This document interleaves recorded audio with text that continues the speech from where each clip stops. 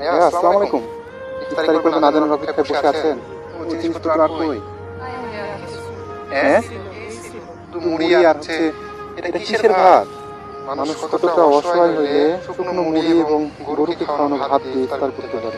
মালিক কতটা কুলাঙ্গার হইলে একবার চিন্তা করেন যে একটা বোতল পানি, এক চোখ পানিও আপনাকে দিয়ে যায় না। আল্লাহ, আপনার বাবা মা নেই?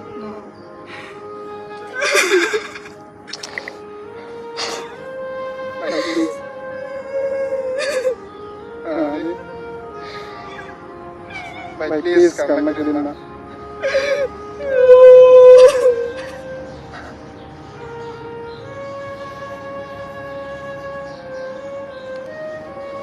ভাইয়া আসসালামু আলাইকুম।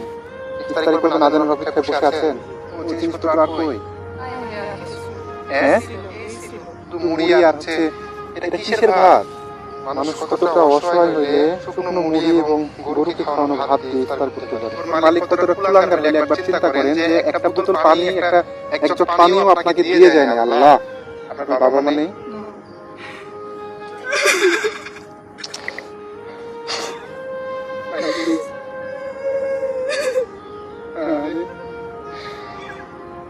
ভাই প্লিজ কান্না করেন না।